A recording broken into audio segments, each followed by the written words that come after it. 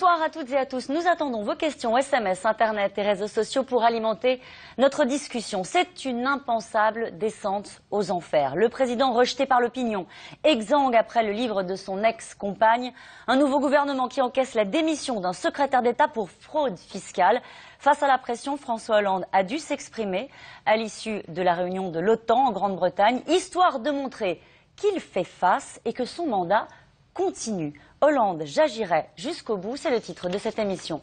Avec nous pour en parler aujourd'hui, Dominique Régnier, politologue, professeur à Sciences Po, directeur général de la Fondation pour l'innovation politique. Citons votre dernier livre, Les nouveaux populismes, édité chez Fayard Pluriel. Raphaël Baquet, grand reporter au quotidien Le Monde, en une de votre journal aujourd'hui, naturellement, j'ai envie de dire, Hollande entraîne Valls dans sa chute. Guylaine Ottenheimer, rédactrice en chef de l'hebdomadaire Challenge. Cette semaine, vous titrez sur un autre sujet, les meilleures villes où s'installer. Brice Teinturier, directeur général délégué de l'Institut de sondage Ipsos France, maître de conférence à Sciences Po et enseignant à l'école de communication de Sciences Po. Votre dernier baromètre Ipsos Le Point donnait 17% d'avis favorables pour le président de la République.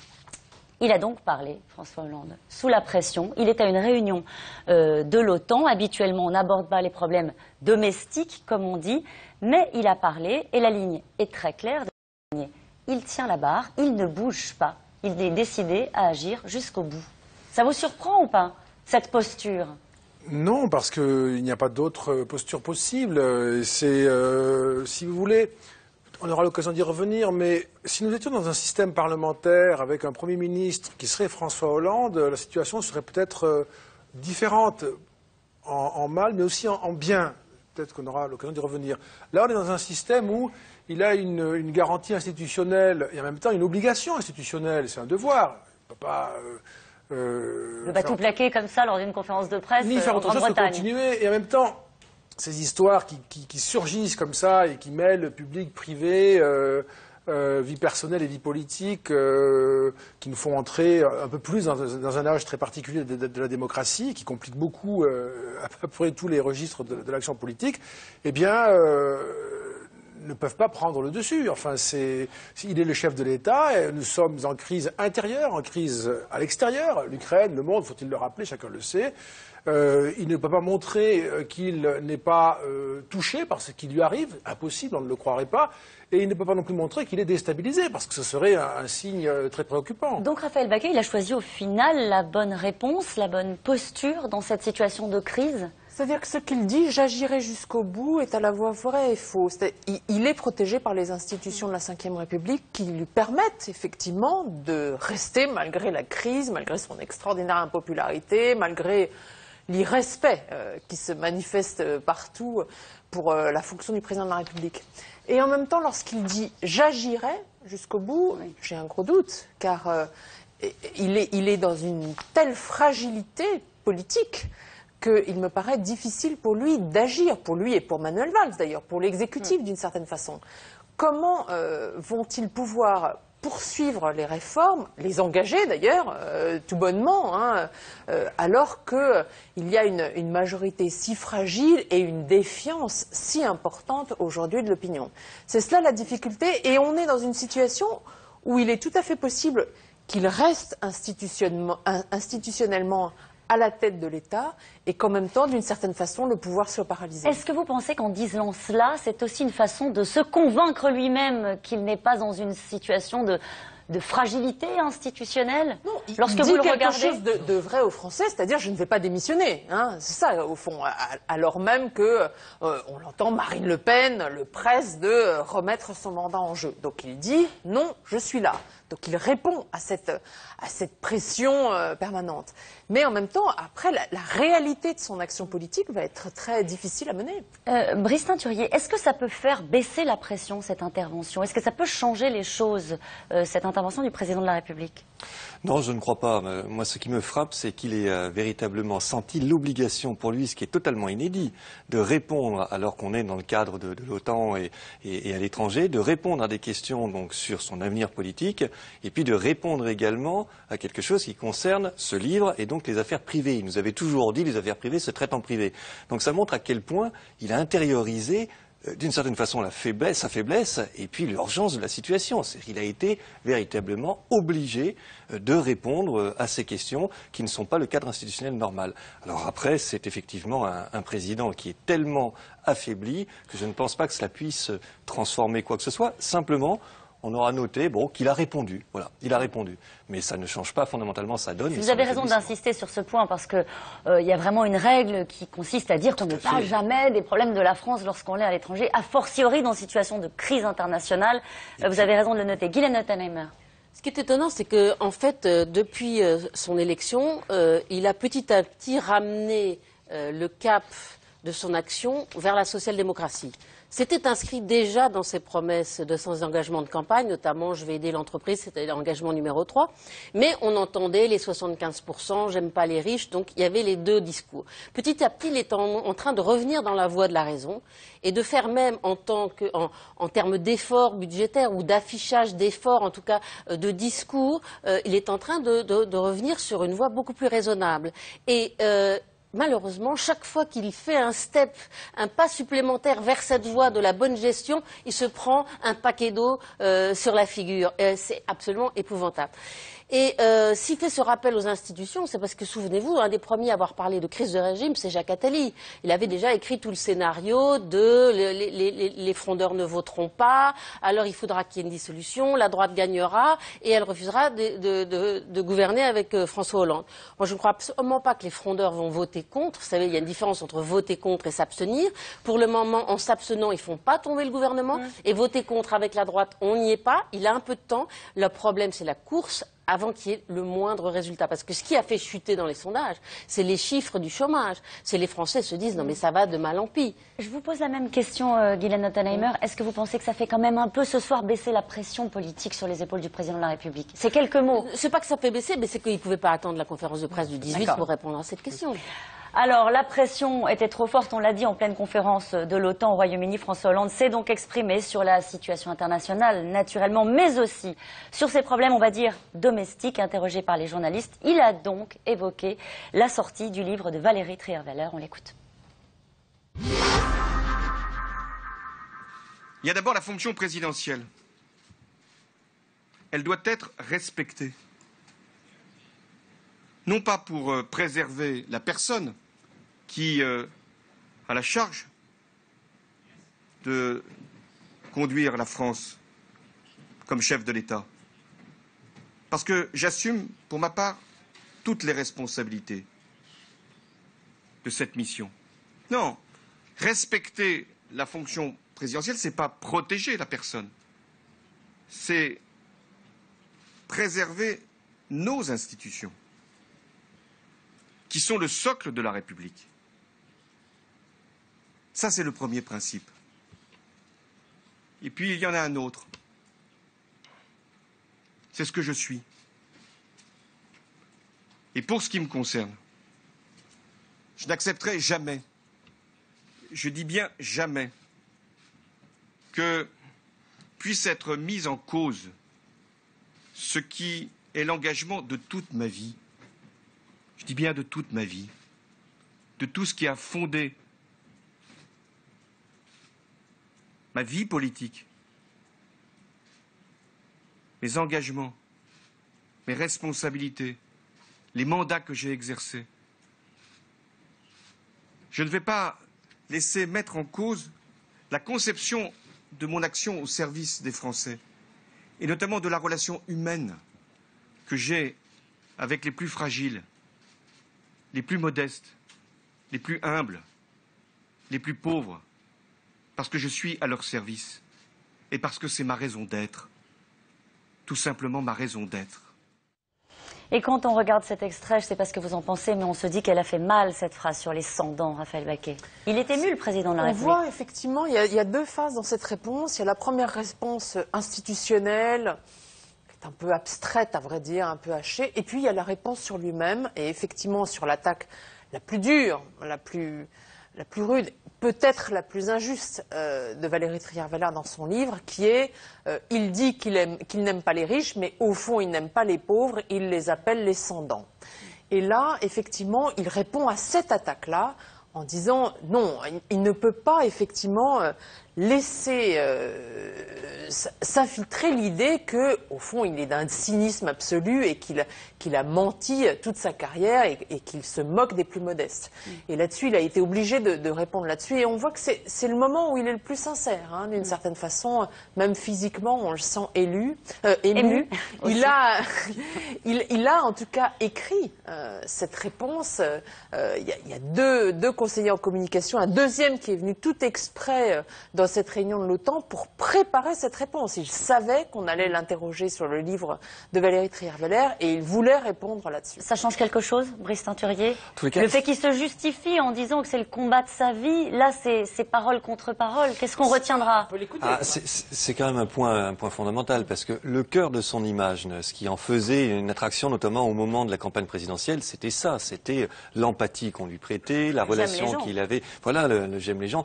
Donc c'est sur ce point, et avec une image qui est d'une violence terrible, sans danse, et sa marque c'est d'une violence terrible, donc il était atteint dans ce qui constitue le cœur de son positionnement et de son image, et probablement, si on pense qu'il est sincère, et je crois que là il l'était, l'engagement de sa vie. Donc je ne sais pas si ça retournera l'opinion, pas du tout, parce que je crois que malheureusement ce type de formule est tellement forte, tellement puissante, qu'elle va continuer à créer des dégâts. Mais on peut comprendre qu'il ait eu et qu'il ait éprouvé le besoin là de ne pas laisser passer ça. Et c'est tout à fait, encore une fois, surprenant et intéressant, parce qu'il avait toujours dit les affaires privées, ses affaires privées. Bon, là c'est trop, quoi. C'est trop manifestement pour lui. Et c'est là qu'on mesure peut-être aujourd'hui la force du livre. Là, c'est plus une affaire privée. Elle l'attaque sur quelque chose de politique. En plus, il faut lire le livre en entier. Vous l'avez lu, Villani? Oui, c'est pas la seule attaque. C'est-à-dire que c'est récurrent dans le livre qu'elle l'emmène pour la première fois dans des grandes surfaces, que dès qu'il voit de la viande emballée sous sachet, il veut pas manger ça, il n'aime que les bons restaurants. Enfin, on voit un bourgeois arriviste, sans empathie, égocentrique, même si on voit aussi à travers le livre tous les défauts de Valérie Trierweiler et son côté quand même un peu petit, bon voilà, elle n'est pas au niveau de la fonction, on sent un peu que ça la dépasse, qu'elle est sur son petit drame bourgeois, alors c'est l'histoire de la France qui est en train de s'écrire. Bon. Mais elle décrit un François, on ne comprend jamais pourquoi il est aussi impassible, comment il arrive à cacher ses émotions dans des moments aussi difficiles que s'il est en train de vivre en ce moment. Et il y a un début de réponse dans le livre, c'est-à-dire qu'il y a une forme de narcissisme très fort chez François Hollande qui le barricade de tout. Et il n'est pas tellement empathique, justement. Il n'a pas tout le monde, non seulement pour Valérie, mais d'une manière générale. C'est quelqu'un qui peut couper les choses, qui peut couper les relations, qui peut être très froid. Et c'est ravageur parce que ça n'en fait pas quelqu'un de sympathique. Ça ne fait pas quelqu'un de Valérie forcément quelqu'un non plus de très sympathique. Mais pour ceux qui vont lire le livre, et si c'est 1 million de personnes, je ne sais pas si vous voyez, c'est énorme, ça va avoir un impact phénoménal. Alors le 13%, je ne sais pas s'il va encore baisser, mais ça met les Français dans un état de sidération. C'est même pas possible que l'histoire de France s'écrive comme ça. Et parce que c'est l'inverse, hein, encore une fois, c'est l'inverse de l'image qu'il avait, qui était de quelqu'un de sympathique, d'empathique, qui aimait les gens, etc. C'est là où il y a une espèce de... Pour un homme de gauche, enfin surtout. Oui, alors que pensez-vous? C'est normal de ne pas aimer les pauvres. Pour un homme de gauche, c'était le cœur de son programme et de ce qu'il a fait élire. Un mot quand même sur cette expression qu'il utilise. C'est pas la première fois quand il dit, en gros, respecter au moins la fonction présidentielle, Dominique Régnier. Parce qu'on va rappeler qu'il y a une série de choses. Il y a eu effectivement le livre, mais avant, il y avait eu les photos aussi de l'été de François Hollande, etc. C'est pas la première fois qu'il appelle à respecter, entre guillemets, au moins la fonction. De toute façon, c'est l'expression de quelque chose qui nous arrive collectivement, parce que cette fonction présidentielle, elle est peut-être plus adaptée à la société dans laquelle nous sommes. Les photos de cet été, on ne peut pas le lui reprocher. Enfin, il est pour rien, lui. Il a aussi le droit de prendre des vacances, et si on le photographie, il faut toujours prendre la pause. Mais c'est devenu comme ça. Et ça ne va pas avec cette fonction en majesté. C'est resté une fonction en majesté. Alors, il y a une asymétrie, il y a une tension, on ne peut pas s'en sortir. On ne peut pas avoir une fonction qui doit être grande, glorieuse, etc. Et puis en même temps... vivre dans un monde, et c'est comme ça qui rend possible ces mises en cause de l'image de chacun, les propos rapportés alors qu'ils ont été tenus dans un espace complètement privé. Enfin, je ne sais pas, mais quelle politique peut résister dans le futur à ce régime qui lui est désormais réservé, que tout ce qu'il peut dire sera retenu contre lui dans le privé, avec sa maîtresse, sa femme, ses enfants. Enfin, c'est impossible. Et ce narcissisme dont on parle, oui, les narcissiques, bien sûr. Notre élection sélectionne des narcissiques. Donc c'est une élection faite pour eux. Oui, on a un système compétitif pour le plus narcissique. Comment voulez-vous? On va s'étonner à la fin d'avoir... Et le plus démagogue, parce que... Oui, mais ça c'est la démocratie aussi. Bon. Non, parce que dans un régime parlementaire, vous n'avez aucun régime parlementaire où il y a quelqu'un qui dit tout d'un coup, au milieu de l'élection, sans consulter le parti, sans consulter ses conseillers, ah, je vais faire une taxe à 75%, sans étude d'impact, sans rien, juste... Ah, ça voilà, un bon mot. Et puis parce que Mélenchon avait un peu augmenté. Alors, ça n'existe pas. Ça n'existe pas dans les régimes parlementaires. Est-ce qu'il n'y a pas des choses toutes simples à faire? La moindre starlette qui veut attaquer contre quelqu'un qui fait un livre qu'elle juge diffamatoire contre elle peut attaquer en justice. Et en général, elle gagne. Le président de la République ne peut pas se défendre, ne peut pas se barricader de nouveau, fermer la porte. Il a toujours dit qu'il n'attaquerait pas en diffamation. Il a raison, à votre avis? Non, mais surtout, ça vous ne voyez bien qu'il est trop tard. Ça ne changerait rien. Ça veut dire quoi, il est trop tard? C'est le sens de l'histoire désormais? D'abord, le livre en question est partout. Et puis, il n'y a pas que le livre. Je crois que c'est bien quelque chose d'époque aussi, c'est l'irrespect général. C'est-à-dire, ce ministre Thomas Thévenoud qui accepte d'être ministre alors qu'il ne paie pas ses impôts, c'est irresponsable. Si vous voulez, c'est un irrespect de la fonction, de la démocratie, enfin, c'est insensé. Donc là, on est effectivement dans un irrespect tout à fait Parlons-en justement de Thomas Thévenoud. Comment est-ce que c'est possible? Comment est-ce qu'on peut arriver à nommer, je crois qu'il était vice-président d'une commission d'enquête sur la fraude fiscale, et il est donc nommé ministre. À aucun moment il va au-devant du Premier ministre en disant non, ça ne va pas être une bonne idée. Comment c'est possible? Il est l'auteur de plusieurs projets d'augmentation de la pression fiscale. Hein. Il aime bien les impôts quand il les fait payer aux autres. Hein. Il ne les paie pas lui-même. Donc mais lui est tout à fait irresponsable. Écoutez, franchement, c'est incroyable d'avoir fait ça. Mais il y a un problème quand même dans notre système. C'est-à-dire que dans d'autres démocraties, notamment les démocraties nordiques, avant d'être nommé, on vous questionne, hein, il y a même des petites enquêtes sur vous, votre passé, est-ce que vous avez bien payé vos impôts, est-ce que vous n'avez pas de problème qui puisse surgir. Nous, en France, c'est vrai que ce n'est pas possible. Vous êtes nommé ministre, le secrétaire général de l'Élysée ne vous interroge même pas. Hein, il ne se passe rien. D'ailleurs, on l'a bien vu, là, dans le cas précis, Emmanuel Macron a été prévenu 3 heures avant l'annonce du gouvernement. Donc il n'y a évidemment aucun... enfin, Emmanuel Macron est pour l'instant au-dessus de tout soupçon, mais je veux dire, il n'y a aucune enquête qui peut être faite sur vous. Donc effectivement, il y a de nouvelles... les déclarations d'intérêt et de revenus font que aujourd'hui, Thomas Thévenoud, il a été obligé de démissionner, mais enfin, ça arrive 9 jours après. On devrait le faire en amont. Il y a une nouvelle autorité de la transparence qui a fait son boulot. Ça devrait être en amont. D'accord. C'est déjà mieux, ça a déjà été fait. Hein. Il y a une nouvelle autorité qui a fonctionné. Mais c'est vrai qu'il y a absolument, dans tous les pays un peu démocratiques, il y a une petite enquête avant de nommer quelqu'un à ces postes-là. Mais surtout, là où je suis d'accord avec Raphaël, ce qui est le pire de tout, c'est que les gens ne se rendent pas compte que c'est grave. C'est-à-dire que, vous vous souvenez de ce livre qui s'appelait L'homme sans gravité. Quand vous dites les gens, c'est qui? Sans gravité.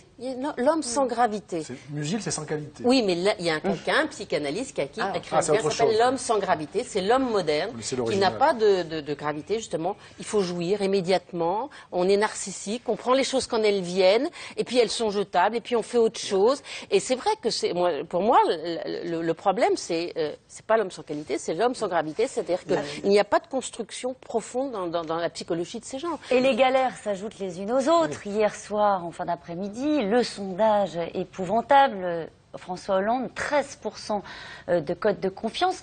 À chaque fois qu'on est sur ce plateau, on se pose la question, est-ce qu'il peut descendre encore plus bas? Et qu'est-ce que ça traduit? Moi, j'ai souvent rappelé qu'il n'y avait pas forcément de limite, hein, que la théorie du fond de la piscine qu'on avait atteint me laissait très très sceptique, et on voit qu'à chaque fois, on peut dégringoler de palier en palier supplémentaire. Là, l'explication, elle est assez simple.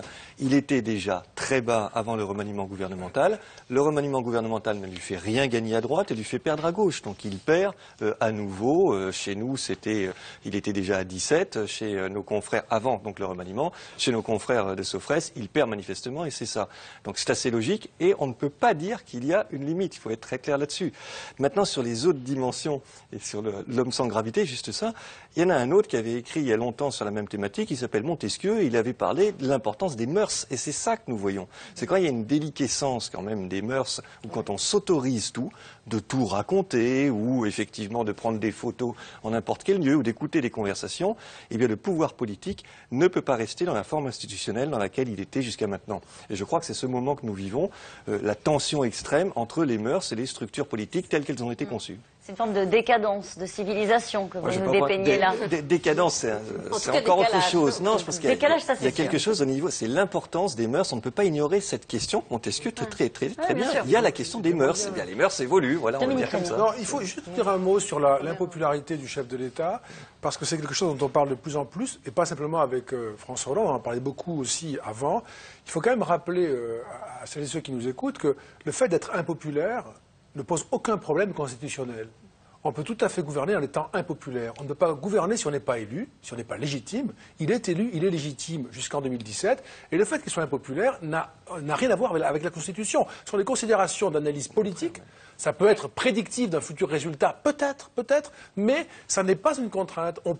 Ça n'est pas écrit dans la Constitution, vous n'avez pas le mot popularité, par exemple. Ça pose pas de problème institutionnel, mais est-ce que ça pose pas un problème démocratique? Non. On peut gouverner contre tous? Non, on va pas. Ça pose un problème politique. Vous ne pouvez pas opposer la puissance du suffrage universel à l'indicateur de mesure qui est un sondage d'opinion. Et même si c'est très utile, et il faut en faire et il faut les étudier, la puissance doit rester dans l'acte même. Ce n'est pas l'opinion, c'est l'acte même. Nous avons voté il y a 2 ans et demi. On a pris une décision en votant. On n'a pas dit, je pense qu'on a pris une décision, chacun. Ça a fait une élection. Ça reste supérieur à tout. C'est le fondement de notre système. Et il faut bien sûr commenter ces questions de popularité et d'impopularité surtout. Mais ça n'a aucune valeur au plan constitutionnel. Et on pourrait tout à fait gouverner longtemps, en tout cas le temps qui vous est donné par un mandat, en étant impopulaire. La question qu'il faut poser, pour comprendre, c'est quelles sont les raisons de votre impopularité. Si ce sont des réformes qui vous amènent à du succès, c'est pas grave. Vous serez récompensé dans l'instant ou par l'histoire de manière posthume, ou après en tout cas. Et s'il y a d'autres raisons, je crois que là c'est le cas, c'est un peu plus compliqué. Brice Ceinturier. Oui, non, mais c'est d'abord heureusement effectivement que ce ne sont pas les sondages ou les courbes de popularité qui scandent la vie politique et surtout la légitimité des élus, parce qu'à partir de quel niveau d'impopularité, on dirait, là, il faut aller devant les électeurs. Ce serait totalement subjectif et aberrant. Alors après, sur les raisons, il y en a plusieurs. Il y a d'abord la hausse de la fiscalité. Ça a été le premier motif de mécontentement et le déclenchement de la baisse de popularité. Et ça reste le premier motif de mécontentement. Et puis s'y ajoute le sentiment qu'il n'y a pas de résultat, quelles que soient les lignes parcourues. Il n'y a pas de résultat sur les déficits, il n'y en a pas sur l'emploi, et il y a une hausse de la fiscalité. Bon, ça explique très facilement et très aisément la dégringolade dans les enquêtes. Est-ce que ça lui pose un problème politique? J'imagine que la réponse est oui. Est-ce qu'on peut aller jusqu'à dire qu'aujourd'hui, ça va être plus compliqué de mener les réformes lorsqu'on est à 13% d'opinion favorable ou de code de confiance dans le pays, et en tout cas vis-à-vis des Français, mais aussi vis-à-vis de sa majorité? Le problème, c'est cela. Dominique a raison sur le plan constitutionnel, mais l'impopularité a des effets. Et elle a des effets politiques. D'abord, plus personne ne vous soutient, il y a une sape dans les médias continuelle. Vous pouvez avoir des mouvements aussi, des manifestations, des mouvements de rue. Pour l'instant, on n'en voit pas, mais ça peut tout à fait venir. Il peut y avoir même des mouvements d'incivisme. Moi, je suis frappée.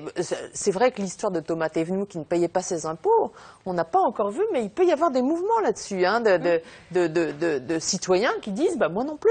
Et d'ailleurs, vous avez... Et ça c'est grave, si vous voulez. Et ça fait partie des effets de l'impopularité, c'est-à-dire qu'il n'est plus légitime pour faire passer des réformes. Et on se souvient tous des uns et des autres qui ont évoqué une conflagration sociale à venir. Ça fait longtemps qu'on dit il y a quand même quelque chose qui doit être bouillonnant dans le pays. Il y a un appel à manifester de la part de la CGT qui est lancé pour le 16 octobre, je crois.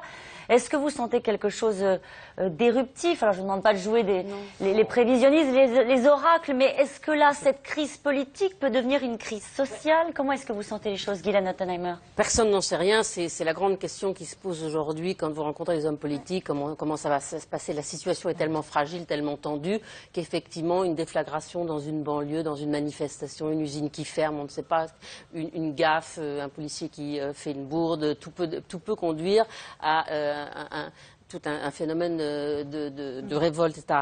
Moi, je voudrais juste dire quand même sur les 13%, ça peut être aussi une chance pour Hollande, parce qu'au point où il en est, il n'a plus rien à perdre. Et il faut qu'il aille à fond dans sa politique de baisse de la dépense, de réforme de l'État, de relance de l'entreprise. Il aurait les moyens politiques de le faire? Écoutez, moi je ne crois pas du tout que pour le moment les fraudeurs sont prêts à faire tomber le gouvernement. Ils essayent d'obtenir certaines choses, mais ils ne sont pas prêts à faire tomber le gouvernement. Et la droite serait bien inspirée, au lieu de lui taper dessus toute la journée en disant c'est pas qui gouverne, il est mauvais, etc. Laissez-le faire, parce que c'est la gauche qui est en train de vider l'abcès et d'attaquer les vieux tabous de la vieille gauche française. Elle fait son boulot, et ben c'est tout bénef pour la droite quand elle reviendra un jour. Parce que s'ils reprenaient le pouvoir aujourd'hui, demain, je ne suis pas sûre que la droite UMP ait les moyens de faire les réformes nécessaires au pays et ne sera pas dans la même situation que François Hollande 6 mois après son élection. Alors là, le scénario que vous décrivez, ce sera un François Hollande qui renversera la table et qui dirait allons-y. Non, parce qu'il ne faut pas casser le pays non plus. Non, mais faisons les réformes. Mais il y a pas mal de choses de faites. Vous savez, là, ils vont venir sur le travail le dimanche dans les magasins. C'est plein de petits tabous qui tombent quand même. C'est énorme. Quand vous regardez l'histoire du Parti socialiste français, ce qui se passe, c'est quand même très important. Quand on revient, pardonnez-moi, à la personnalité de François Hollande, on l'imagine là, seul, face à un gros temps. Comme on dit, sa nature, c'est plutôt de faire le dos rond, d'attendre que ça passe jusqu'à présent. Est-ce qu'il peut se contenter de ça ? En tous les cas, là, ce n'est pas ce qu'il a fait, à la fois dans le remaniement gouvernemental récent et dans les déclarations qu'on a eues aujourd'hui. Mais moi, je crois que là où la difficulté est particulièrement aiguë, c'est qu'on est sur une crise et une situation qui pourrait rappeler 92-93, avec une déliquescence du pouvoir en place, l'absence de résultats et une crise. Sauf qu'à l'époque, on allait vers une cohabitation qui était une cohabitation annoncée, une victoire de la gauche aux élections législatives. Là, il n'y a pas cette perspective en 92-93. C'est encore loin, les élections. C'est ce qui rend la situation extrêmement instable et qui fait qu'on ne peut pas répondre à la question que vous posiez sur le risque de débordement. Ça peut effectivement, à tout moment, déraper. Et on le voit dans les scores du Front National, au moins déclarés dans les enquêtes d'opinion. Tout de même, ce qu'on voit, enfin, ça vaut ce que ça vaut, mais ce qu'on voit quand on fait du reportage, moi, ce qui me frappe par rapport à, justement, par exemple, les années 90 que décrit Brice Teinturier, c'est justement chacun se débrouille. Chacun se débrouille. Hein. On se débrouille pour les enfants, on se débrouille pour sa situation, on peut éventuellement faire un peu de travail au noir. Chacun se débrouille. Il y a une chute du sentiment collectif. Et ça, c'est vraiment très grave. On le sent très très clairement. Hein, ça a vraiment changé, ça ? Ah oui, ça s'est vraiment amplifié. Avant, il y avait quand même un tout petit peu de sens de l'intérêt général. D'abord, ça existe encore, heureusement, mais il y avait quand même un sens collectif qui, d'ailleurs, se voyait dans les élections. Là, aujourd'hui... Et au fond, on va chacun se débrouiller pour soi parce qu'on n'a pas du tout confiance. Et ça plaît pas pour au niveau national. Ça plaide pas pour un mouvement social collectif, quelque chose qui viendrait d'en bas, c'est ça? Je dois dire qu'intuitivement, je dirais non. Non, ce qui est compliqué, il faut quand même rappeler 2 ou 3 choses nouvelles. Mouvement collectif, ça suppose des organisations, ça suppose des idéologies, des thèmes. Or, aujourd'hui, il y a plusieurs façons d'expliquer les raisons pour lesquelles ça ne se produit pas. Ça pourra se produire et sous une forme plutôt, je dirais, moi, plus chaotique, type problème urbain ou ce genre de choses. Parce que nous avons un niveau de dépenses sociales qui est considérable et qui explique aussi une partie de l'atonie générale et du fait qu'il ne se passe rien. Deuxièmement, on ne touche pas à la fonction publique. C'est le secret pour avoir vraiment le bazar, c'est quand même ça. Et troisièmement, beaucoup de personnes qui ne sont pas contentes, à la différence des années précédentes, elles partent. Donc vous avez un effet, si vous voulez, de baisse de la pression, parce que des personnes qui sont vraiment fâchées avec le pays, qui pensent qu'il n'y a pas d'issue, eh bien, certaines ne s'engagent pas, mais s'en vont ailleurs, dans un autre pays. Encore faut-il le pouvoir. Oui, mais il y a 2 millions, c'est beaucoup. Oui. Mais non, je pense dans que les ce qu'il milieux peut modestes avoir, aussi. Hein. Y compris dans les milieux modestes. c'est vrai qu'il n'y a pas de grands mouvements collectifs, alternatifs, d'idéologie, tout cela est juste. En revanche, je pense qu'on peut avoir des mouvements beaucoup plus éruptifs, de style bonnet rouge, avec des spasmes, et qu'on peut rentrer dans une séquence où il y a des spasmes qui agitent la société française, et comme ça, des contestations sectorielles ou momentanées qui ne débouchent pas sur un grand mouvement alternatif, mais qui viennent en permanence réactiver le ressentiment, la colère. Maintenant, quand on parle des frondeurs et des risques d'insurrection parlementaire, en même temps, si nous sommes d'accord pour dire que la popularité du président est catastrophique, si nous considérons non seulement les enquêtes d'opinion, mais aussi les élections qui ont eu lieu, les municipales comme les européennes, dans l'enquête de IFOP qui vient de sortir, le total de la gauche plurielle au premier tour, c'est 30%. Donc moi, et total, extrême gauche, écologiste, etc. Moi, je serais un frondeur. Je peux le rassurer aux frondeurs. Une dissolution aujourd'hui, c'est pire que 93. Très peu vont retrouver leur siège. Personne. Il n'y a pas un député socialiste. Il n'y a pas un seul député. En revanche, on aura beaucoup de députés Front National parce que le système que nous avons oppose l'entrée des députés de ce type, sauf à un certain niveau, nous l'avons atteint maintenant. Et donc la possibilité d'avoir une disparition pure et simple du PS, de l'espace parlementaire, moi je l'envisage sérieusement. Et une dissolution aujourd'hui, c'est le plus court chemin pour aller à la disparition réelle du Parti socialiste. On va poursuivre cette discussion sur le Front National et sur cette éventuelle instabilité politique. Mais d'abord, François Hollande a également évoqué lors de cette conférence de presse la suite de son action politique, interrogé sur la démission précipitée de son secrétaire d'État au commerce extérieur et sur le rejet dont il fait l'objet dans les sondages. Il a tenu surtout à montrer sa détermination à agir. J'ai été élu pour 5 ans par le peuple français. Je suis à mi-mandat. Il n'y a pas de sondage, aussi difficile soit-il, que je regarde en face, qui puisse interrompre le mandat que donne le peuple au président de la République. Il y a un gouvernement. Il sera devant l'Assemblée nationale pour engager sa responsabilité le 16 septembre. Et je ne doute pas qu'il l'obtienne. Donc, nous devons agir. Moi, mon devoir, c'est ne pas céder à je ne sais quelle pression. C'est de ne pas simplement être un commentateur d'une situation. Parce que la défiance, elle est là, installée dans notre pays depuis longtemps. C'est de régler les grandes questions qui sont posées à la France. Et je ne me départirai pas de ce qu'est ma responsabilité. Je ne dévierai pas de cette règle de conduite, parce que c'est l'intérêt du pays, parce que c'est le rôle qui m'a été confié et parce que c'est la force de nos institutions. Mais elles ne doivent pas être simplement une protection, elles doivent être, ces institutions, un moyen d'agir. Et je vous l'affirme ici, comme je l'ai fait depuis 48 heures, comme je le fais pour défendre les intérêts de notre pays et sa sécurité, j'agis et j'agirai jusqu'au bout. Il tient, il est déterminé, François Hollande. Est-ce que les uns et les autres, on ne s'est pas tous dit quand même cette semaine, comment est-ce qu'il fait pour tenir, Brice Teinturier? Si, bien sûr, mais ce qui est intéressant, c'est aussi qu'en termes de perception, on accole souvent à François Hollande l'idée qu'il ne saurait pas décider, qu'il serait un peu mou, disons les choses. Et puis en réalité, on se rend compte que non, c'est probablement un faux mou, qu'il y a quelque chose chez lui de dur, une ténacité, une capacité en tous les cas à résister. Les termes qu'il utilise, c'est ça, c'est « je ne céderai pas aux pressions ». Et je pense que c'est constitutif de sa personnalité, mais aussi de la fonction. C'est-à-dire qu'ils sont obligés les uns et les autres, je ne veux pas dire de se blinder, mais c'est un peu ça, de tenir pour résister à tout ce qu'ils prennent dans la figure. Et au fond, il le dit là, on sent bien qu'il est totalement protégé par les institutions, c'est son bouclier. Alors, il est protégé, c'est-à-dire qu'il peut rester président jusqu'aux prochaines élections générales, 2017. En même temps, il est obligé par la fonction. Et c'est ça aussi que l'on sent. Écoutez, qu'est-ce que ça veut dire aujourd'hui, une crise de régime, une dissolution ou un président dont on contesterait la légitimité? Ça veut dire que la France, ça a été dit, mais il faut le rappeler, le paysage est dévasté. L'UMP, ils ne sont pas prêts. Ils ne sont pas prêts. Pas de chef, pas de doctrine, pas de parti, il n'y a plus rien.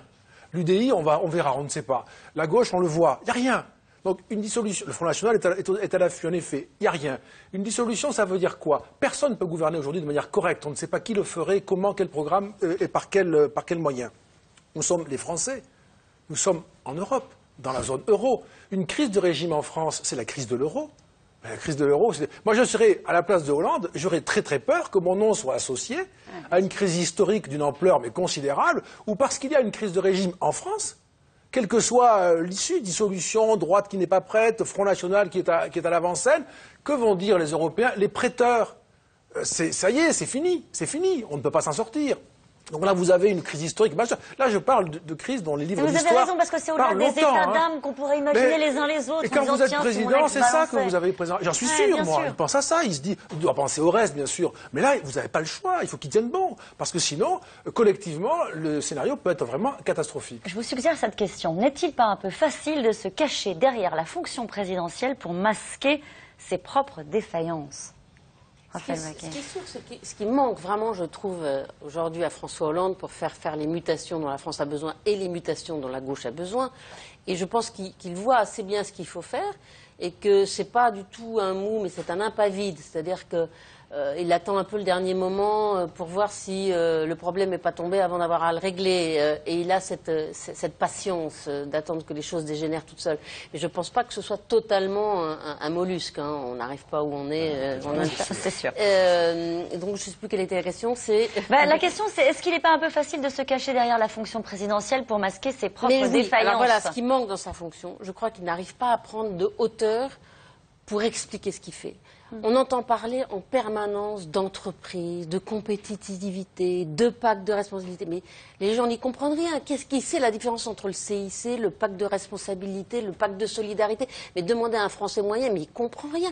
Qu'est-ce qu'il faudrait qu'il leur dise? Mais parce que je pense qu'il manque une dimension à François Hollande. Il ne lit jamais de romans, il ne lit jamais de livres d'histoire, il ne se rehausse pas dans ce qui fait un peu notre inconscient collectif et qui peut soulever. Vous lui demandez de parler de la France, au fond. Oui, voilà. Et il parle un peu quand même comme un fonctionnaire de la Cour des comptes. Ce que Guylaine demande à François Hollande, c'est d'être un personnage et pas simplement une personne qui exerce une fonction. Et ça renvoie effectivement à des représentations associées à la fonction présidentielle où on la rêve sous la forme de personnages qui transcendent un peu ça. Il y a la marque historique du gaullisme, mais même d'autres, Pompidou, quelque part, était aussi... Mais Merkel le fait, oui, tout à fait. Thatcher l'a fait, Renzo le fait en ce moment. Et ce qui est exact, c'est que dans la baisse de popularité colossale de François Hollande, il y a tout ce qu'on a dit auparavant, le manque de résultats, etc. Mais il y a également cette difficulté ou incapacité à donner aux Français la perspective et le sens, qui est toujours très difficile pour les embarquer là-dedans, mais ça joue, ce n'est pas simplement une crise de résultats, il y a aussi cette dimension qui joue. Alors est-ce que c'est facile ou difficile de se protéger par rapport à la fonction présidentielle? Moi je pense que c'est en réalité quelque chose d'extraordinairement difficile, cette fonction présidentielle, par les temps qui courent. Mais là on sent bien, oui, qu'il est obligé, qu'il a une responsabilité. Simplement une personne pourrait craquer. Et ces gens-là ne craquent pas parce que la présélection s'est faite avant. S'ils sont là, c'est que justement, ils ont une capacité, une robustesse, une force et un narcissisme qui les protège certainement, qui fait qu'ils ne craquent pas dans de telles circonstances. Et Dieu merci. Enfin, on voit qu'il est quand même atteint. Hein. Je regardais les photos, de la rencontre de l'OTAN. On le voit d'ailleurs, il est soumis à un stress majeur, il faut bien le dire. Donc, on voit bien dans son regard qu'il est. Et là, il est totalement seul dans ce moment-là. Il est totalement seul. En plus, c'est ce qui ressort. Il est à la fois seul et en même temps, il y a un bloc autour de lui de conseillers qui sont entièrement là pour le bouger. Mais affectivement, il est seul. Affectivement, il est seul, oui, c'est certain. Et l'autre mauvaise nouvelle de la journée, la dernière mauvaise nouvelle de la journée, j'en plaisante, mais ça n'est pas drôle. La présidente du Front National, c'est un sondage, l'emporterait au second tour en battant largement François Hollande, mais serait battue par tous ses adversaires UMP. Un nouveau sondage qui donne un scénario qu'on n'imaginait pas les uns et les autres il y a encore quelques mois, une victoire du Front National au second tour de la présidentielle. Oui. Ce qui est intéressant dans cette enquête de nos confrères de l'IFOP, c'est d'abord qu'elle confirme, moi je regarde plutôt déjà les premiers tours, qu'elle confirme le niveau très élevé de Marine Le Pen, qui serait même un niveau plus élevé quel que soit le candidat de la droite parlementaire. Pour moi, c'est ça la première information déterminante. Après, dans un second tour où Marine Le Pen pourrait l'emporter par rapport à François Hollande, j'ai envie de dire oui, c'est une information importante qui confirme en réalité tout ce que nous voyons du rejet de la gauche et du côté très faible du bloc de gauche. En même temps, là où il faut juste un tout petit peu tempérer les choses, c'est qu'on sait aussi que ces indicateurs-là, à 3 ans d'une élection sur le second tour, sont des indicateurs d'impopularité, de rejet. Il ne faut pas les prendre malgré tout à la lettre en disant Marine Le Pen. Si, c'est très intéressant et très important, encore une fois, parce que c'est la première fois qu'on a ça. Donc ça nous confirme des tendances, la poussée du Front National, la faiblesse historique de la gauche, et puis la pour faiblesse celui de la dont on droite. parle aussi. aujourd'hui, j'irai jusqu'au bout, mais peut-être ne sera-t-il pas le candidat de sa famille politique. Non, c'est pas ça le sujet. C'est la question que pose ce sondage, bien sûr. C'est la question que pose ce sondage. D'autres candidats de gauche ne sont pas testés dans ce sondage. Enfin, à ma connaissance. Il y en a eu qui montraient que Manuel Valls faisait rigoureusement la même chose. Quand on voit le niveau général de la gauche, on peut comprendre qu'il n'y a pas de solution, de rechange non plus. Ouais. Mais encore une fois, Brice Teinturier a bien raison de dire que, attention, les élections, on est d'accord. Et il sait aussi, Brice Teinturier, que des élections, on l'a déjà dit, ont eu lieu, qui étaient de même sens. En réalité, les municipales sont des élections, sont les pires pour la gauche, probablement depuis la Libération. Donc c'est vraiment, on est dans un effondrement électoral total. Et donc la question de savoir quel candidat présenter en 2017 pour avoir une chance de figurer au second tour, parce que si, là aujourd'hui quand même, on ne voit pas du tout ce qui, aujourd'hui, on est d'accord, on ne peut pas parler de demain avec l'air de savoir. Aujourd'hui, on ne voit pas comment la gauche peut être au second tour de la présidentielle. Aujourd'hui, c'est quand même extraordinaire ça. On a quasiment l'assurance aujourd'hui que c'est Marine Le Pen et quelqu'un à droite. Avec une victoire, parce que le sondage de l'IFOP, il est obligé de tester la présence de Hollande au second tour, mais il n'y est pas au second tour dans le sondage. Et donc on a 54% pour Marine Le Pen et 46% pour François Hollande, président sortant. Et quand vous regardez dans le détail, il y a une chose passionnante dans le détail des ventilations, c'est que le monde populaire, c'est fini. Il est passé complètement du côté de Marine Le Pen. C'est fini. Et moi, je ne sais pas, ça fait longtemps que je dis que la gauche est en train d'alimenter l'électorat du Front National. On le voit, me semble-t-il, dans les élections. Mais là, je ne sais pas comment on fait quand on est le président sortant, patron du socialisme français, battu à ce point par Marine Le Pen, avec à ce point les transferts du vote ouvrier pour le prendre.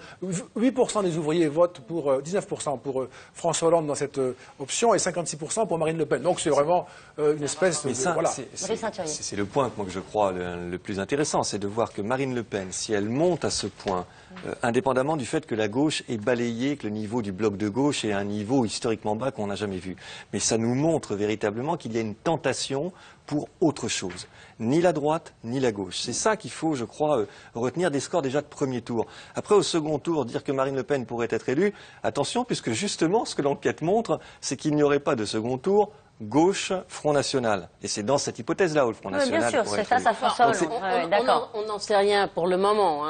Faut se mettre dans l'esprit de l'élection. Vous ne savez pas du tout ce que donnera un Sarkozy après 6 mois de campagne. Peut-être que les Français seront aussi... C'est un sondage, on est d'accord, mais c'est juste la première fois que c'est dit aussi clairement. Mais donc, ce qui est vraiment intéressant, c'est effectivement qu'il y a une tentation maintenant qui est réelle. J'espère qu'au moins ça permet de tordre le cou à quelque chose qui circule et qui est faux, que le Front National serait un pur vote de protestation. Il n'est pas qu'un vote de protestation. Il y a une adhésion et une volonté de plus en plus forte et marquée d'essayer ceux qu'on n'a jamais essayé au pouvoir. Et j'en reviens à notre sujet, j'agirai jusqu'au bout. Il le voit ce sondage-là, François Hollande. Comment il y répond? Mais il n'a pas d'autre solution que de continuer.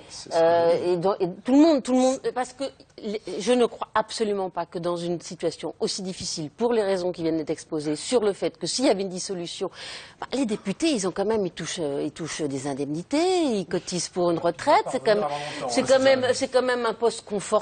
Ils n'ont pas du tout envie de se retrouver avec sans rien. Il y a quelques-uns qui sont fonctionnaires, mais enfin bon, la plupart, non. Je ne crois pas du tout à la tentation suicidaire, de la majorité. Donc, il n'a qu'une solution, c'est continuer. Ce que montre son sondage, c'est qu'il y a une tentation en France de tout foutre en l'air. Moi, j'entends des gens dire, on va voter FN parce que ce système, on n'en peut plus, ça ne marche plus. Et c'est là qu'il y a une espèce de crise de régime latente, dans le sentiment qu'ils ont essayé la cohabitation, l'alternance, l'alternance, la droite, la gauche, la droite, un peu d'ouverture, rien ne fonctionne, les déficits commencent à augmenter, on ne réforme pas l'État, l'école est toujours aussi mauvaise pour tout le monde. Donc comment voulez-vous, ça fait 20 ans qu'on traite les mêmes sujets, les autres démocraties à côté de nous ont fait des tas de choses, et nous, soi-disant, avec un régime hyper fort, avec un président qui a tous les pouvoirs, on n'arrive pas à faire. Il y a un problème. Ce que ce sondage vient redire avec une force incroyable, et à quoi on ne doit pas s'habituer, c'est que aujourd'hui, les choses étant ce qu'elles sont, la prochaine élection présidentielle se terminera par un non-choix. Une fois de plus. Après 2002, nous avons fait cette expérience-là. C'est-à-dire qu'il y a deux problèmes. Il y a le problème d'un parti populiste qui peut rivaliser avec un président sortant pour l'élection présidentielle. C'est en soi, on croit rêver quand on dit ça. On se dit, mais est-ce que je suis bien en train de prononcer ces phrases? Et puis il y a le fait qu'une élection comme celle-là, c'est nécessairement une élection ratée. Quand vous êtes élu pour que quelqu'un comme Marine Le Pen ne soit pas présidente, vous n'avez pas d'autre mandat que d'empêcher cette arrivée au pouvoir. C'est ce qui est arrivé à Jacques Chirac en 2002. Et qu'est-ce que vous faites après comme réforme avec ça? Vous n'avez pas de mandat. Et donc on est reparti pour 5 ans de crise, avec un président et une majorité, même si le Parlement peut corriger un peu les choses, qui est là sans qu'on ait le sentiment de l'avoir vraiment voulu. Alors, on cherche toujours les uns et les autres les mots justes pour qualifier la situation. Crise de légitimité, crise de confiance, crise morale ou tout simplement crise de régime. En tout cas, la situation et la question est désormais dans tous les esprits. Comment le président peut-il tenir? On en a parlé, le retour au peuple, disent certains. Mais pour faire quoi? Laurent Hirsch est allé interroger Pascal Jean, constitutionnaliste. On l'écoute. Le président de la République a été élu donc en 2012 sur un programme. Il a un mandat de 5 ans. Évidemment, l'impopularité pose un problème du point de vue de l'autorité, de son autorité, sur son gouvernement et sa majorité. Mais incontestablement, le président de la République doit poursuivre, s'il veut poursuivre effectivement sa politique. Donc il peut conduire encore effectivement les politiques publiques. Ensuite, il y a un affaiblissement de la personne. Incontestablement, mais ce qui importe, c'est quand même qu'il a été élu sur un programme. Et ce programme, c'est lui qui le décide avec sa majorité. Donc il est légitime à poursuivre en tout cas ses fonctions actuelles. La question qui va se poser, c'est lorsque le gouvernement Valls, Manuel Valls, va engager sa responsabilité via la question de confiance le 16 septembre devant l'Assemblée nationale, si effectivement il y a une majorité contre le gouvernement contre Manuel Valls, là, évidemment, la solution, c'est soit la dissolution, soit une démission, mais très, très hypothétique. En tout cas, il y aura une crise qui devra être réglée sur le plan institutionnel. Il y a 4 solutions, en réalité, à la crise politique, puisqu'une crise de régime, actuellement, c'est le maintien de la politique actuelle, à savoir que le président ne bouge pas, fait le dos rond, en attendant des résultats qui viendront ou ne viendront pas, et il y aura la sanction dans 2 ans et demi. La deuxième solution qu'on évoque beaucoup, c'est la dissolution. Mais la dissolution ne répond pas véritablement à la crise. Il n'y a pas de crise actuellement entre l'Assemblée nationale et le gouvernement. Or, la dissolution, globalement, est faite pour répondre à un conflit entre la majorité législative et la majorité présidentielle. Il y a quand même les frondeurs. Il y a les frondeurs, mais pour le moment, le gouvernement a la majorité. D'ailleurs, le gouvernement Valls 1 a obtenu la majorité. Donc, de ce point de vue-là, institutionnellement, ce serait une erreur. Et dissoudre, ce serait dissoudre de toute façon pour le président perdre sa majorité, ce serait engager en réalité le débat sur faut-il une cohabitation ou pas une cohabitation. Donc là on aurait une épreuve de force qui n'est jamais bon dans une situation de crise comme on la vit, et cette épreuve de force ne pourrait que conduire ou déboucher en réalité sur une démission du président de la République. Donc on ajoute de la crise institutionnelle à la crise politique, alors même que la France a besoin de solutions plutôt rapides, d'une position claire et cohérente. En revanche, la troisième solution, ou la quatrième solution qui semble peut-être la plus pertinente, même si elle est très hypothétique, c'est effectivement la question du référendum. Parce que le président de la République peut, en vertu de l'article 11 de la Constitution, soumettre un référendum portant sur une politique économique au peuple français. Ce qui présenterait l'avantage pour lui d'engager sa responsabilité, s'il le fait, parce que ce serait la condition sine qua non de ce référendum, de rehausser la fonction présidentielle, ce qui n'est pas un luxe dans la période actuelle, et qui donnerait de toute façon la parole au peuple. Alors, un commentaire sur la proposition de Pascal Jean, un référendum sur la politique économique qui dirait, bon, allez, parole au peuple sur un programme et sur quelques réformes. Attendez, dit Brice Saturier. Un référendum donc provoqué par un président de la République qui est à 15% de popularité, le résultat, quelle que soit la question posée, mais là je vous le signe tout de suite, c'est un non immédiat, quelle que soit la question posée. Donc la proposition est séduisante sur le papier, elle me paraît politiquement totalement impossible. Le retour au peuple, cette expression qu'on entend dans la bouche des uns et des autres, qu'est-ce que ça voudrait dire concrètement? Qu'est-ce que ça pourrait être un retour au peuple? Quand même, je suis d'accord avec Brice Saturier, mais on peut peut-être tempérer un peu ce point de vue en imaginant une série de questions sur lesquelles on aurait à prendre position collectivement pour savoir une bonne fois pour toutes si oui ou non on veut vraiment les réformes et ce que ça implique. Par exemple, voulez-vous vraiment la baisse de la pression fiscale? Ça, on peut demander. Je pense que les gens diraient oui. En tout cas, ça, c'est une question. La question étant formulée comme ça, oui. Non, mais ça veut dire qu'il faut réduire les dépenses. Ça veut dire ça. Il y a un débat ensuite. Lesquels évidemment, si on réduit la pression fiscale, on réduit les dépenses. Lesquelles? Non, mais il faut savoir. Ça peut être habilement fait. Non, mais ça veut dire que ça peut être une vraie question. Une question avec une dialectique. Et ensuite, on ne peut pas vouloir la baisse de la pression fiscale et pas la baisse des dépenses. Donc, quelles dépenses? Et discuter de cela et avoir des options, droite et gauche. On peut avoir ce type de... Mais au fond, aujourd'hui, c'est pas tellement ça qui est en jeu. Si on pense référendum, aujourd'hui, on pense une manière de refonder la légitimité, le pouvoir, la puissance de ceux qui gouvernent. Et là, on ne voit pas comment, je rejoindrai quand même l'analyse que faisait Brice Saturier, comment il pourrait éviter une défaite. François Hollande doit-il dissoudre l'Assemblée? Un téléspectateur nous pose cette question. Il n'y a aucun intérêt à le faire. Franchement, pour le moment, il n'y est absolument pas obligé. Je crois encore une fois que les frondeurs n'iront pas jusqu'à l'acte sacrilège qui serait de voter contre et de donc mêler ses voix à celles de l'UMP. Alors ils peuvent s'abstenir, hein, c'est un peu la position actuelle. Un certain nombre peuvent voter contre, mais enfin il y a encore un tout petit peu de marge. Et deuxièmement, si jamais un jour un de ces textes était refusé par sa majorité, il peut en proposer un autre. Il n'est pas obligé de tout de suite. Mais bien sûr que ça, il y a quand même cette bien souplesse, sûr, hein. il a cette Il n'est pas option-là. obligé de dissoudre tout de suite. On est dans une période de crise très difficile. C'est très compliqué aujourd'hui économiquement, compte tenu des déficits accumulés depuis 20 ans. C'est pas complètement que la faute de Hollande. La pression fiscale qui a augmenté, pas que la faute de Hollande. Et aujourd'hui, une compétition internationale dans laquelle on a perdu des parts de marché, pas que à cause de Hollande. Il est évident que la sortie de crise, la sortie de confiance, elle est très compliquée et elle va prendre du temps. Et il sera peut-être impopulaire longtemps. Les institutions lui permettent de tenir et c'est pas la peine de dire toutes les 5 minutes crise de régime, crise de régime, crise de régime. Il peut quand même dissoudre. Il peut dissoudre. Il n'a aucun intérêt. Si. C'est même un intérêt évident.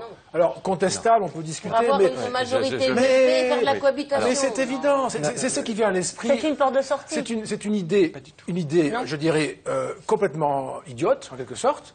Mais elle peut être, à un moment donné, avoir la préférence du chef de l'État qui voudrait sortir pendant 2 ans de cet épouvantable chaudron dans lequel il est aujourd'hui, donner le pouvoir à la droite, l'obliger, alors qu'elle n'est pas prête à gouverner et donc à mal gouverner, et puis dire on verra bien, je jouerai le père de la nation, je dirai à la droite enfin l'Europe nous regarde, le monde nous regarde, je donnerai des leçons, je serai enfin moi donneur de leçons, ça va durer 2 ans et en 2017 peut-être on est capable d'être au second tour et peut-être même de gagner. Ah non, au contraire, il y a de mauvais. Ça c'est le b.a.-ba d'une tactique, je dirais, cousue de fil blanc, mais en fait. Eh bien justement, pas. Son gros défaut, je crois, notamment auprès des Français, c'est qu'elle est trop cousue de fil blanc bon. Et qu'elle apparaîtrait comme une manœuvre. Et quand ça apparaît comme une manœuvre, Jacques Chirac en avait fait l'expérience en ayant voulu dissoudre, il a eu une cohabitation, mais là, ça serait un raisonnement qui serait, il a délibérément provoqué une cohabitation pour se refaire une santé politique, et je pense que ça ne serait absolument pas accepté par les Français. Et le décryptage serait intégralement autour du cynisme d'une décision.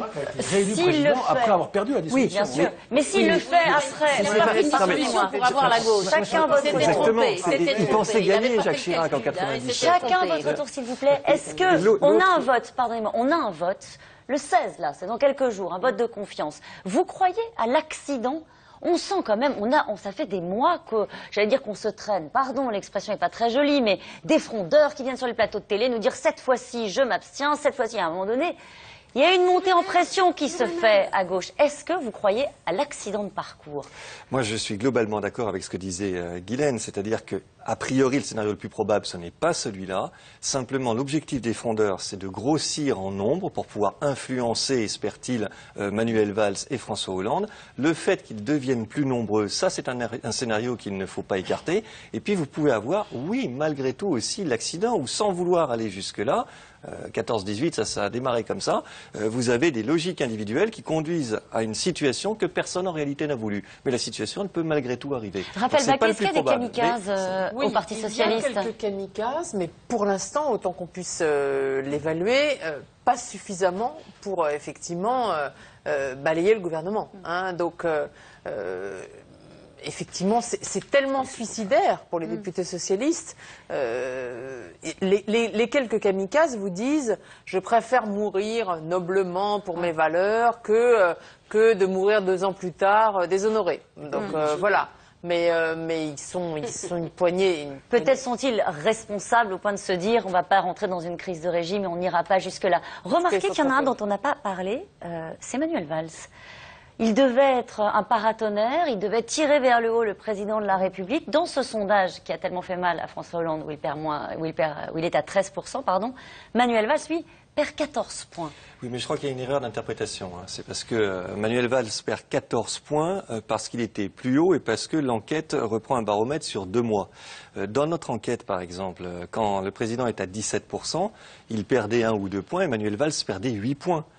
Donc c'est une question de calendrier, de date de terrain et d'antériorité de l'enquête précédente. On est d'accord qu'il baisse, il monte pas. C'est pas le président qui entraîne. Oui, parce que résumé, ça pardon. C'est on pas n'est le pas président. sur une dynamique de popularité pour le Premier ministre. Tout à fait. Mais ce que je veux dire, c'est que ce n'est pas le président qui entraîne Manuel Valls davantage, enfin dans un dévissage. C'est Manuel Valls qui baisse beaucoup. Ils baissent tous les deux. Simplement, le président était déjà beaucoup plus bas. Et Manuel Valls baisse beaucoup. Pour des raisons qui sont des raisons politiques, économiques, d'échecs, de perception de ce qui s'est passé pendant l'été, et ensuite du nouveau gouvernement qui ne satisfait pas suffisamment la droite pour donner des ressources politiques et qui en revanche coupe l'électorat de gauche en deux, parce qu'ils perdent à gauche surtout. Mais on est d'accord que quand le temps est à l'orage, les regards se tournent immédiatement quand même vers le président de la République. Pourquoi est-ce qu'on n'entend pas Manuel Valls là dans un moment comme celui-ci? Parce que le livre met l'accent sur la situation personnelle de François Hollande. On l'a quand même beaucoup entendu. Là, t'es quand même à la manœuvre avec le départ. J'entends bien sûr. Ces 2 derniers jours, c'est vrai qu'on parle assez peu de Manuel Valls. Bon, là, il y a un sondage, un livre qui attaque le président, oui. Et puis, on va arriver au temps du discours de politique générale. Et puis, on va arriver ensuite à... Je formule ma question autrement. Guylaine Appel-Haïna, est-ce qu'il protège le président dans un moment comme celui-ci? C'est fini. Moi, je crois que c'est fini le côté je protège, je suis, comment on appelle ça le fusil, on disait. Le fusil. Le fusil, c'était le fusil. Ça fait des années qu'on ne parle plus du fusil, ou c'était avant le quinquennat, c'était du temps de Chaptenat. Et je pense que il n'avait qu'une solution, c'était l'attaque. Il était entraîné tout l'été dans une chute en décembre. Et parmi les choses qui étaient dites, d'après ce que j'ai lu dans les qualitatifs des instituts de sondage, c'était sa passivité. C'est que, en gros, qu'est-ce qu'il fait? Qu'est-ce qu'il fait de nouveau par rapport à Ayrault, etc. C'est pour ça que je pense qu'ils ont décidé tous les deux, Valls en premier puis Hollande en deuxième, de cogner, de se séparer d'une partie du gouvernement et d'aller très vite vers la compétitivité, les entreprises et un discours clair. Voilà. Quand même, je pense qu'on exagère l'absence d'effet fusible de Manuel Valls. Il ne faut pas oublier que c'est l'homme qui est venu remplacer Jean-Marc Ayrault. Et imaginons la situation si Jean-Marc Ayrault n'avait pas été remplacé par Manuel Valls. Donc, en réalité, il y a... Ça fait sourire Brice Teinturier, la perspective. Pardon ? Non, mais parce que je pense qu'effectivement, c'est vrai, tout à fait juste, ça aurait été pire. C'est-à-dire que la situation serait intenable. Là, aujourd'hui, il y a quand même à Matignon quelqu'un dont on sait que c'est le chef, qui dit des choses, qui fait des choses, qui fait entrer des personnes qu'on n'a pas l'habitude de voir au point qu'on les commente beaucoup. Je pense à, bien sûr, Emmanuel Macron. Ça fait réfléchir la gauche. Toute la gauche n'est pas dans les élus parlementaires. Il y a une gauche qui est pour l'entreprise, il y a une gauche moderne, il y a une gauche pour l'innovation. Donc, il invente quelque chose. Alors là, il y a en réalité, moi je pense, un effet très positif, même si on a du mal à le voir. C'est ce que disait tout à l'heure Brice Teinturier, en raison, je dirais, de la baisse générale de l'exécutif. Dans ce temps difficile, heureusement qu'il est là. Hein, voilà. Le rêve de Manuel Valls, c'était de pouvoir éventuellement se présenter à la place du président de la République en 2017, et là, ça paraît difficile. Nous allons passer maintenant aux questions SMS. Même en cas de bons résultats économiques en 2015-2016, François Hollande n'est-il pas définitivement hors course? Moi, je dirais non. Je dirais toujours non. Bon, ben voilà, comme non, ça c'est clair. D'abord parce que c'est toujours bizarre d'entendre, si on pouvait assumer qu'une élection est jouée si loin avant. Et en effet, il est possible, c'est toujours une compétition, donc il est possible, pour le dire en deux mots, que d'une part, il y ait des résultats qui modifient la perception de François Hollande, et d'autre part, il ne faut pas oublier qu'une élection présidentielle, c'est un choix qui exprime une préférence, pas nécessairement le grand amour, une préférence par rapport à d'autres. Et si les autres acteurs de la compétition, pour des raisons diverses, sont jugés plus décevants encore, eh bien, il peut être réélu. Chirac était descendu à 15. On lui donnait 0 chance. À quel moment? En novembre 1994. Pour calmer la tempête, ne faudrait-il pas mettre en place d'urgence les réformes structurelles indispensables? Est-ce que ça pourrait ajouter à la fébrilité ambiante ou est-ce que ça calmerait les esprits? Raphaël Baquet. Oui, mais les réformes structurelles, par exemple, ça veut dire baisser les dépenses et baisser, par exemple, baisser le nombre de fonctionnaires. Est-ce que vous croyez que ça va calmer l'opinion? Ça va être très difficile. C'est bien là toute la difficulté. J'agirai jusqu'au bout, souvenez-vous, c'est le titre de cette fameuses émission. Réformes structurelles, quand on regarde très concrètement ce qu'elles sont, elles sont très difficiles tout de même à avaler. Quand on voit déjà sur la réforme territoriale que l'opinion publique est coupée à peu près en deux et que de nombreux élus font part de leur inquiétude ou de leur résistance et que ce n'est pas la réforme la plus difficile malgré tout à mettre en œuvre par rapport à des réformes sur le système de santé ou de protection sociale, non, on se dit que des réformes structurelles engendreraient un mécontentement beaucoup plus puissant, beaucoup plus fort. Et les professions protégées, on voit aussi la difficulté. Oui. Ce qui ne veut pas dire qu'il ne faut pas les faire, hein, mais en tous les cas, ça Il pourrait faire générerait preuve d'autorité dans ce moment-là aussi? Non, mais il peut prendre le risque, il peut se dire que de toute façon sa situation est si mauvaise que réellement... Ce que disait tout à l'heure Guylaine de Talleyrand, il n'y a plus rien à perdre. Enfin, plus rien à perdre. Non, c'est plus que ça, parce qu'il y a aussi quand même... Je ne peux pas imaginer qu'à cette place-là, on n'est pas sensible à cette dimension. C'est votre nom que vous laissez quand même dans l'histoire. Alors, être un président qui a été battu après avoir fait des réformes dont on le dira qu'elles étaient de toute façon utiles à la marche du pays et à sa prospérité, ça c'est quand même préférable. Alors, cette question, je ne sais plus si je dois en rire ou en pleurer. Je ne suis plus fière de mon pays en ce moment. Mais ça, je crois que ça traduit très bien, effectivement, plus que le désarroi, que le ressentiment ou que la colère des Français. Et ça traduit un sentiment un peu de sidération et puis de rejet global. C'est-à-dire que les Français se disent, mais où est-ce qu'on habite, hein, véritablement? Avec l'idée que ça abîme l'image du pays. Que ça abîme la fonction, le système, une coupure profonde entre, à nouveau, les élites et le peuple, Paris, la province. Donc c'est très révélateur d'un sentiment qui est de plus en plus partagé et qui est de plus en plus fort en termes d'intensité. J'ai été très étonnée d'entendre des gens dire ils sont tous pourris. Alors je dis non, il y a quand même moins de scandales financiers qu'il y a des années. On a quand même un tout petit peu progressé, pas suffisamment, on voit la Ferté-Venous. Et en fait, quand les jeunes disent tous pourris, c'est qu'ils ont le sentiment que les hommes politiques ne pensent qu'à eux, qui sont dans des petites manœuvres, qu'ils ne dégagent pas justement cette lecture d'une France conquérante en qu'elles peuvent espérer, où ils peuvent se retrouver, et c'est que des petits calculs. Alors moi j'étais à l'électorat, je suis amie avec un tel, alors ça va pas le faire, donc on va faire comme si on faisait une réforme, mais en fait on la fait pas parce que mes amis veulent pas. Ça c'est plus possible. Et je pense que malheureusement, peut-être que la prochaine élection présidentielle se passera comme tu le disais, mais je pense que ce que les Français attendent, c'est quelqu'un de sincère. Alors justement, à votre avis, dans quel état psychologique se trouve François Hollande aujourd'hui? Qui est-ce qui se risque à répondre à cette question? Est-ce que vous imaginez dans quel état psychologique il se trouve en ce moment? Ah, moi je pense que c'est très dur. Accablé. C'est très dur. On va voir sa vie privée exposée comme elle est exposée, de manière quand même pas très sympathique par son ex-compagne. Voilà, voir tous ses défauts révélés dans le grand public, en plus avoir 13% des Français qui vous soutiennent, et en plus avoir le chômage qui augmente alors que vous avez dit que vous faisiez de la priorité de votre quinquennat l'inversion de la courbe du chômage. Je veux dire, à quoi on se raccroche quand on se regarde dans la glace le matin? Je veux dire, c'est terrible. Non mais c'est vrai que enfin, on se souvient tous évidemment de ce qu'il avait promis en étant élu. Or, c'est vraiment l'inverse qui se produit. Non seulement la crise économique plombe son mandat, mais il est dans des histoires privées, grotesques, qui laissent supposer son cynisme, enfin, le goût de l'argent de ses compagnons, les fraudes fiscales des secrétaires donc d'État. vraiment, c'est épouvantable. Et le ridicule, il faut bien le dire. François Hollande pourrait-il décider d'un référendum à propos d'une 6e République? Ne serait-ce pas une bonne porte de sortie? On en entend parler de nouveau de la va 6e bien. République. Hein. C'est un Alors, sujet récurrent. Ouais, c'est-à-dire que c'est un vrai sujet, c'est un bon sujet, parce que cette élection présidentielle est quand même un problème pour ce pays aujourd'hui, mais où le devient, et peut-être le deviendra davantage en 2017 si on en croit les sondages. Mais il faut reconnaître que les changements de constitution dans un pays comme la France, ça se fait à chaud. Alors je ne dis pas que c'est une tradition ni une obligation, mais en même temps, là, aujourd'hui, vous mettriez en question les institutions. C'est la dernière chose qui reste pour que ça tienne un peu. Hein. Donc c'est peut-être, paradoxalement, on commence à comprendre qu'il va falloir changer, mais ce n'est pas le moment pour le faire, en tout cas pas tout de suite. François Hollande fait-il preuve de désinvolture face aux mauvais sondages? Alors, c'est intéressant parce que c'est une critique qu'on entend parfois. C'est-à-dire que s'il ne dit pas... S'il ne réagit pas. Oui, s'il ne réagit pas par rapport au sondage, s'il ne dit pas à quel point ça pourrait l'affecter, c'est décrypté ou perçu comme une forme de désinvolture. Je crois que ce n'est pas ça. Je crois que c'est... Pardonnez-moi juste, ça donne le sentiment qu'il n'écoute pas le pays.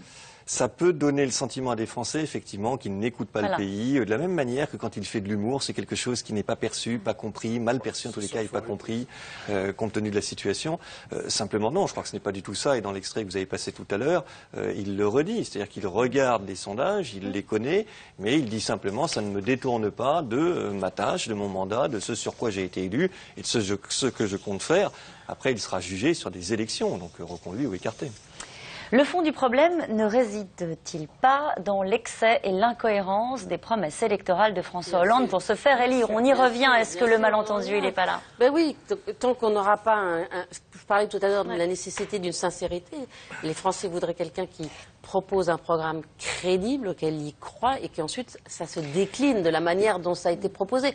Là, une partie du discours de Hollande était dans la droite ligne de ce qu'il fait aujourd'hui, mais c'était complètement inaudible par rapport au cymbale qui était le discours du Bourget, la finance, les 75%. Le paradoxe, c'est que pendant la campagne électorale, sur l'item justement sincère, François Hollande recueillait 60% d'approbation, et ce n'était pas du tout le cas de Nicolas Sarkozy à l'époque. Donc effectivement, il a gagné aussi avec un a priori comme ça de sincérité, mais il y avait dans la campagne électorale des éléments totalement hétérogènes qui fait que chacun a entendu ce qu'il a bien voulu entendre, et que quand il met de la cohérence, parce que ce dernier remaniement gouvernemental, on pourrait au moins dire c'est cohérent, c'est différent, c'est cohérent, on a l'impression que ça ne change rien, qu'il y a toujours le même reproche d'insincérité ou de non-compréhension de la ligne, en tous les cas depuis... Et là, il faudrait qu'on se fasse une petite autocritique, nous, la presse en général.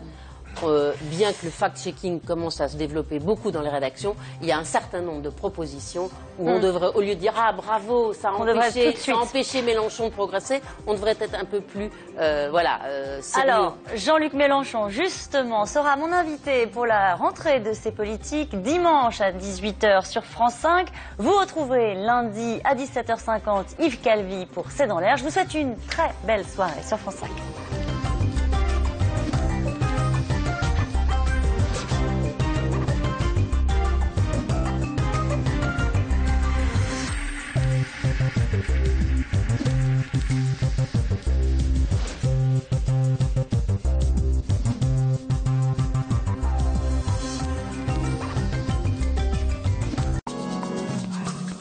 C'est dans l'air et c'est aussi sur France5.fr.